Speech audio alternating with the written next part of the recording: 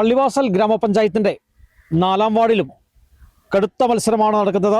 അവിടെ UDFന്റെ സ്ഥാനാർത്ഥിയെ മത്സരിക്കുന്നത് സിദ്ധാർത്ഥ സി ആണ്. എങ്ങനെയുണ്ട് വിജയപ്രതീക്ഷ? എല്ലാവർക്കും നമസ്കാരം. എന്തായാലും നമ്മൾ ജയിക്കും. കാരണം എന്താ വെച്ചാൽ കഴിഞ്ഞ ഭരണത്തിൽ നമ്മൾ 4-ാം വാർഡാണ്, കോൺഗ്രസിൻ്റെ വിന്നിങ് സീറ്റാണിത്. പക്ഷേ ഇപ്പോൾ അതിലൊക്കെ മാറിയതുകൊണ്ട് പൈപ്പ് ലൈൻ പിന്നെ ചിത്രപുരത്തിൽ ഒരു 140 വോട്ട് പുതിയതായിട്ട് കയറി വന്നിട്ടുണ്ട്. എന്നിട്ടും നമുക്ക് നല്ല സ്വാധീനമുണ്ട്. എന്തായാലും ജയിക്കുന്ന പ്രതീക്ഷ മാത്രമുണ്ട്. ഈ പ്രചരണ പരിപാടികളൊക്കെ എവിടെ വരെയായി? 4-ാം ഘട്ടമൊക്കെ ആയോ? 3-ാം ഘട്ടം എല്ലാം തീർന്നു. പക്ഷേ വീടുകൾ എക്സ്ട്രാ വീട് കയറി പോകണം. ഇനി കണ്ടെത്താനും അടിമാലി, തോക്കുപാറ അങ്ങനെ പല സ്ഥലത്തിലും ആൾക്കാർ പിരിഞ്ഞ് അവിടെ താമസിക്കുന്നുണ്ട്. എല്ലാവരും ഒരു പ്രാവശ്യം കണ്ടിട്ടുണ്ട്. ഇനിയും കുറച്ച് കാണാനുണ്ട്.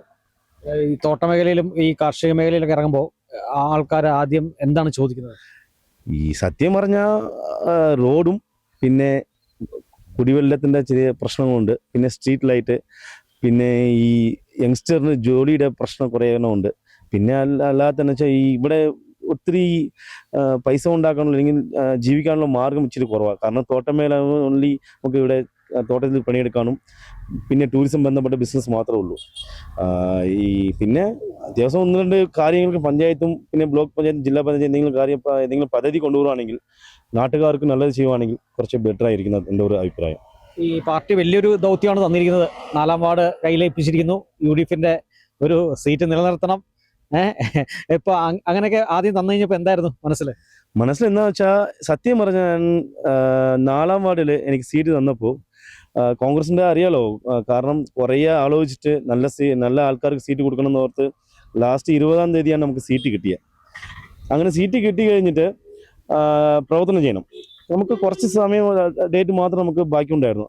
അത്രയും ഡേറ്റിൽ നമ്മൾ അത്യാവശ്യം ആൾക്കാരെ കണ്ട് സംസാരിച്ചു. നല്ല പോസിറ്റീവ് നമുക്ക് ഇത് കിട്ടിയിട്ടുണ്ട്. പിന്നെ വെച്ചാൽ ആൾക്കാർ പറയുന്നത് വെച്ചാൽ ഞാൻ ആദ്യമായിട്ടാണ് ഇലക്ഷനിൽ മത്സരിക്കുന്നത്. ഇതിനു മുൻപ് 2008 തൊട്ട് ഞാൻ KSUവിലും യൂത്ത് കോൺഗ്രസിൽ KSU കോളേജിൽ ജനറൽ സെക്രട്ടറി മത്സരിച്ച് ഞാൻ ജയിച്ച ആളാണ്. പിന്നെ യൂത്ത് കോൺഗ്രസിൻ്റെ പള്ളിവാസൽ മണ്ഡലം പ്രസിഡൻ്റായിട്ടുണ്ടായിരുന്നു. ഇപ്പോൾ നിലവിൽ യൂത്ത് കോൺഗ്രസ് നിയോജകമണ്ഡല വൈസ് പ്രസിഡന്റ് ആയിരുന്നു. അപ്പോൾ എനിക്ക് യൂത്ത് കോൺഗ്രസ് നിന്നുകൊണ്ട് എനിക്ക് ആ സീറ്റ് കിട്ടി. പിന്നെ എന്താ വെച്ചാൽ ഞാൻ എൻ്റെ പഠനം എന്ന് വെച്ചാൽ ഞാൻ ഗ്രാജുവേറ്റ് കഴിഞ്ഞിട്ടുണ്ട്. എനിക്ക് അറിഞ്ഞിട്ട് ആദ്യമായിട്ടാണ് ഈ ഗ്രാജുവേറ്റ് കഴിഞ്ഞ ഒരാൾ വാർഡിലേക്ക് മത്സരിക്കുന്നത്. ഞാനിങ്ങനെ എല്ലാവരും നോക്കിയിരിക്കുമ്പോൾ ആദ്യമായിട്ട് ഞാൻ മാത്രമേ ഉള്ളൂ.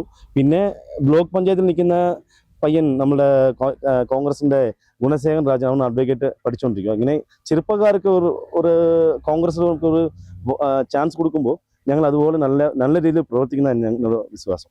ഏകദേശം ആൾക്കാർക്ക് എത്തുമ്പോഴത്തേക്ക് എങ്ങനെയുണ്ട് വിജയപ്രതീക്ഷ? ടോട്ടൽ 677 വോട്ടാണ് നിലവിലുള്ളത്. അതിൽ 537 വോട്ട് പള്ളിവാസൽ 4-ാം വാർഡിൽ ഫസ്റ്റ് ബൂത്ത്, എന്നാൽ 1-ാം നമ്പർ ബൂത്ത് ALP സ്കൂൾ പള്ളിവാസലുണ്ട്. ബാക്കി 140 വോട്ട് ചിത്രപുരം ഭാഗത്തുണ്ട്. പക്ഷേ ചിത്രപുരം ഭാഗത്ത് നമുക്ക് പുതിയ ആളായതുകൊണ്ട് ഒന്നുകൂടി അവർ നല്ല രീതിയിൽ സംസാരിച്ച് എടുത്ത് അങ്ങനെ ചെയ്യും. പിന്നെ ഇവിടെ നേരത്തെ നിന്ന ഒരു മെമ്പറാണ് പിന്നെയും മത്സരിക്കുന്നത്. അങ്ങനെയാകുമ്പോൾ നമുക്ക് ചെറിയൊരു കടും മത്സരമാണ്. പക്ഷെ എന്നിട്ടും ആൾക്കാർ നമ്മൾ നല്ല രീതിയിൽ കാര്യങ്ങൾ പറയുന്നുണ്ട്. പിന്നെ അവർ കുറേ പ്രശ്നങ്ങളുണ്ട്, അതൊക്കെ നമ്മൾ സോൾവ് ചെയ്യാമെന്ന് പറഞ്ഞിട്ടുണ്ട്. എന്തായാലും നമ്മൾ വിജയിക്കും, അതുമാത്രം മനസ്സിൽ ഉള്ളൂ.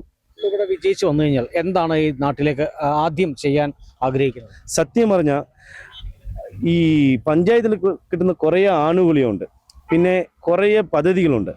ഇതൊക്കെ ആൾക്കാർക്ക് നമുക്ക് എത്തിച്ചു കൊടുക്കണം. നമ്മൾ മേടിച്ചു കൊടുക്കുന്ന കാട്ടിലും ഇങ്ങനെയൊക്കെ കാര്യങ്ങളുണ്ട്, ഇങ്ങനെയൊക്കെ ചെയ്യാൻ പറ്റുമെന്ന് പറഞ്ഞ് നമുക്ക് ബോധ്യപ്പെടുന്ന പോലെ നാട്ടുകാർക്ക് ബോധ്യപ്പെടുത്തണം. അതിനുവേണ്ടി എന്നൊക്കെ കാര്യം നമ്മൾ ചെയ്യുന്നുണ്ട്. ഇപ്പോൾ വാട്സാപ്പ് ഗ്രൂപ്പ് ആണെങ്കിലോ അല്ലെങ്കിൽ മാസത്തിൽ ഒരു മീറ്റിംഗ് ആയാലോ ഏതെങ്കിലും രീതിയിൽ നമുക്ക് അവർക്ക് അറിയിക്കണം. അവർക്ക് അറിയിച്ചാലല്ലേ ഇതിനെക്കുറിച്ച് പറയാൻ പറ്റുള്ളൂ.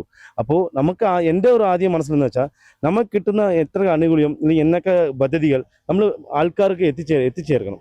പിന്നെ സത്യം പറഞ്ഞാൽ ഇത് എസ്റ്റേറ്റ് മേഖല ആയതുകൊണ്ട് കുറേ പ്രശ്നങ്ങളുണ്ട്. എന്നുവെച്ചാൽ രോഗം, ഹോസ്പിറ്റലിൻ്റെ ചെറിയ പ്രശ്നമുണ്ട്.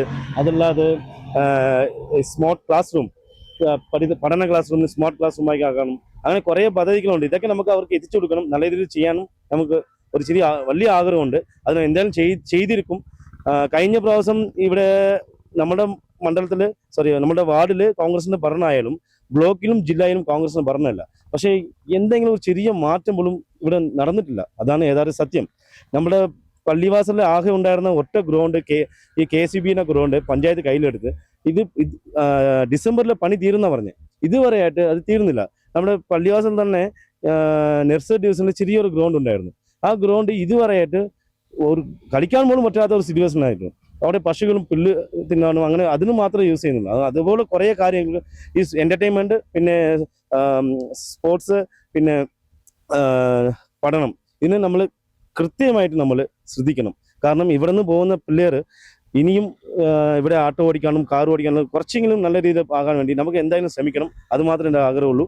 പിന്നെ കോൺഗ്രസ് ജയിക്കണം, ഞാനും ജയിക്കണം, എൻ്റെ കൂടെ എല്ലാവരും ജയിച്ച് നമ്മുടെ പഞ്ചായത്ത് കോൺഗ്രസിന് ഭരണം വരുവാണെങ്കിൽ നമുക്കൊരു വലിയ സന്തോഷമാകും. അത്രയേ ഉള്ളൂ. പൂർണ്ണ വിജയപ്രതീക്ഷയാണ്. തീർച്ചയായിട്ടും. ഏതായാലും വലിയ വിജയപ്രതീക്ഷ തന്നെയാണ് സിദ്ധാർത്ഥിനുള്ളത്. ഏതായാലും എല്ലാവിധ ആശംസകളും നേർന്നുകൊള്ളുന്നു. ക്യാമറമാൻ AP രാജയ്ക്കൊപ്പം ബിനീഷ് ആന്റണി, കേരള വിഷൻ ന്യൂസ്, ഇടുക്കി.